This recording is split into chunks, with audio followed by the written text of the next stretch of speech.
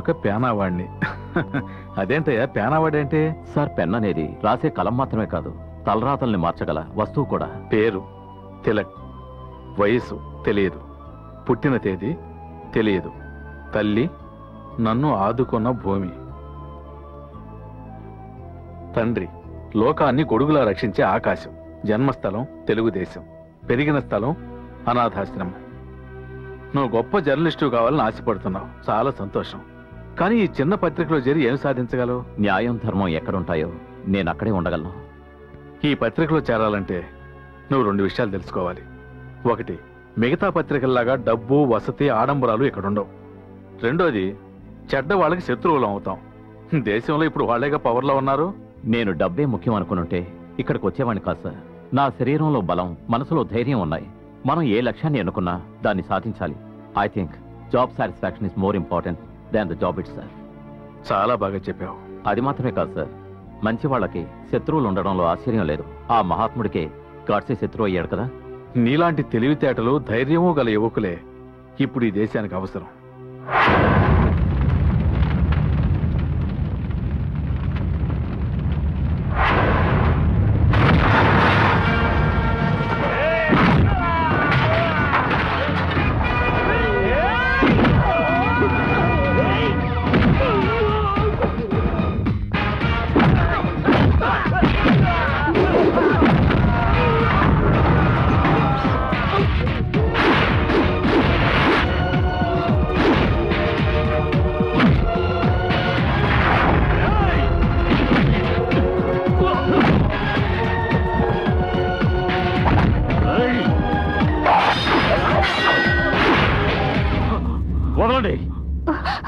కత్తి కింద పడే బాబు. వీడు ప్రాణాలతో ఉండకూడదు బాబు. ఆయుధం పట్టిన వాడే వీరుడు, అది నేను ఒప్పుకుంటాను. కానీ శత్రువు సమూజ్జి అయి ఉండాలిగా. వీడికి ఓట్లు వేసి మంత్రిని చేశారే జనం, వాళ్ళకి వీడి నిజస్వరూపం తెలిసే వరకు ప్రాణాలతోనే ఉండాలి. మనలో రగిలే జ్వాల అయోగ్యుల్నే దహించి వేయాలి. మనల్ని ఏమీ చేయకూడదని నువ్వేగా చెప్తుంటా. కత్తిని కింద పడే.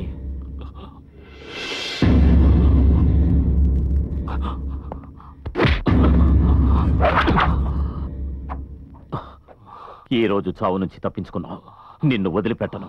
నిన్ను అసెంబ్లీ నుంచి సెంట్రల్ జైలుకి పంపించేంత వరకు నిద్రపోనివ్వను.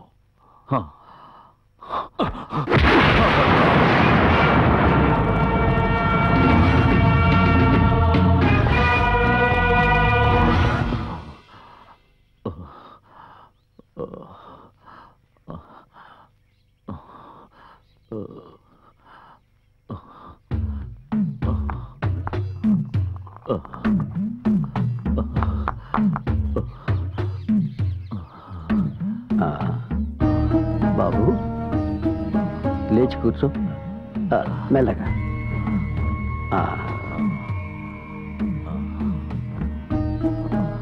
పాప వచ్చి చెప్పింది,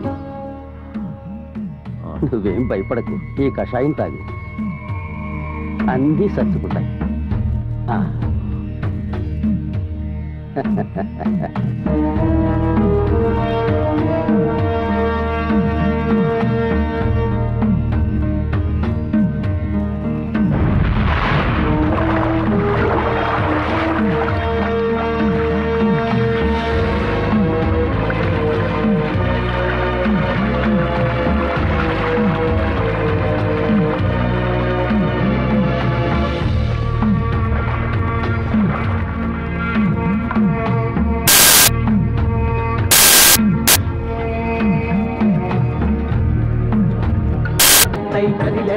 ఒక ప్రళయం లాగా రగిలెరా,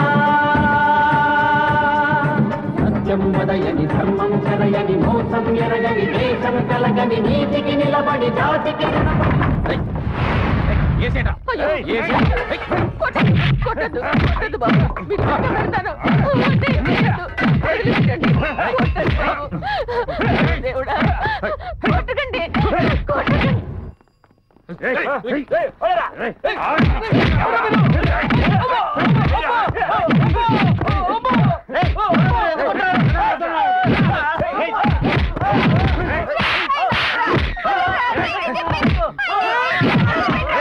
చెప్పుకోవే తెలగ్గాడికి చేతులు మీద ఏదైనా చేస్తారా?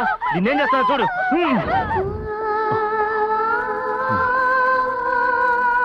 అనకుండా బాబు రంగనా, ఈ ఘోరం చూసావా? అమ్మా ఇంట్లో దూరి కొట్టారు బాబు. ముసలావిడని కూడా తోడుకున్న ఇష్టం వచ్చేట్టు కొట్టారు సార్. మా అమ్మాయిని వాళ్ళ బాధ నుంచి రక్షించుకోవడమే కష్టమైంది బాబు. ఇలా చూడండి అన్న, చిన్నపిల్లాడని కూడా చూడకుండా ఎలా కొట్టారు. మీరంతా నన్ను క్షమించాలి. నా వల్లే కదా మీకు ఇన్ని కష్టాలు. ఎలాంటి సమస్యలు ఎదురైనా సరే ధర్మమే గెలుస్తుందని నిరూపిస్తాను. కానీ అందుకని మీరంతా నాతో పాటు వద్దు. ఒక బాబు అమ్మా మీరు కూర్చోండి. నన్ను కొట్టినా పర్వాలేదమ్మా, చిన్న పిల్లాడు. నన్ను అపార్థం చేసుకోకుండా ఈ డబ్బు తీసుకోండి. ఇప్పుడు ఈ డబ్బు తీసుకుని మమ్మల్ని ఎక్కడికి వెళ్ళమంటారు? అయ్యో అలా అనుకోకండి. కురుక్షేత్ర సంగ్రామం 18 రోజులే జరిగింది. కానీ ఈ యుద్ధం ఎంతకాలం సాగుతుందో నాకే తెలియదు.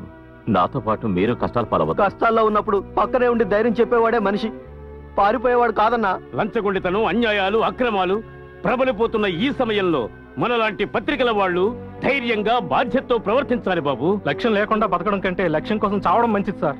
న్యాయం కోసం ప్రాణాలు అర్పించిన సత్యమూర్తి గారి దగ్గర పనిచేసిన మమ్మల్ని పిరికివాళ్ళనుకోక తెలక్. అనకుండా నేను అలా అనలేదు. మీరు అన్న దాంట్లో న్యాయం ఉంది. కానీ మీరంతా నాలా అనాథలు కాదుగా. ఎవరు అనాథ? ఇంతమంది మేము ఉండగా నువ్వెలా అనాథ అవుతావు? వీళ్ళంతా నీ మీద పెట్టుకున్న నమ్మకమే మన బలం. ఆ నమ్మకంతో దేన్నైనా సాధించొచ్చు. వాడికి చేతనైంది వాడు చేశాడు. మనం ఏం చేయగలమో చేసి చూపిద్దాం.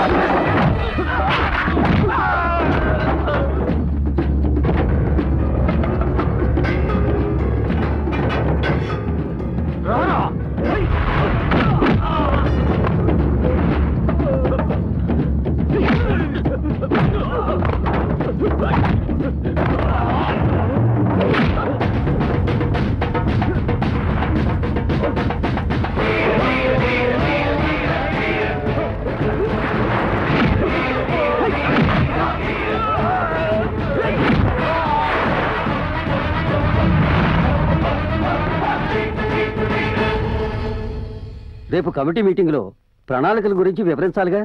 ప్రణాళికలు ఎన్నికల వాగ్దానాలు లాంటివి. అవన్నీ నెరవేర్చడం కుదరదయ్యా. నెరవేర్చినట్టు పేపర్లో ఫుల్ పేజీలో ప్రకటనిస్తాంగా. ప్రజలు సంతోషపడేట్టు 4 ప్రణాళికలు రాసి ప్రెస్ వాళ్ళకి ఇవ్వండి అయ్యా. ఏమండి, ఎవరో కన్నయ్యట మీతో పర్సనల్ గా మాట్లాడాలట. మీరు తెలిసిన చెప్పాడు. నువ్వు వెళ్ళి కాఫీ తీసురా. వెళ్ళు. సింహాచలాన్ని మాట్లాడుతున్నాను. సారు కన్నయ్యని మాట్లాడతాండా. నేను మీకు యాద లేదనుకుంటా. పోయిన వారం వరంగల్లో జెండా ఎగరేనికి వచ్చిండ్రు కదా. అప్పుడు మీకు నేను శాల్వా కప్పినా.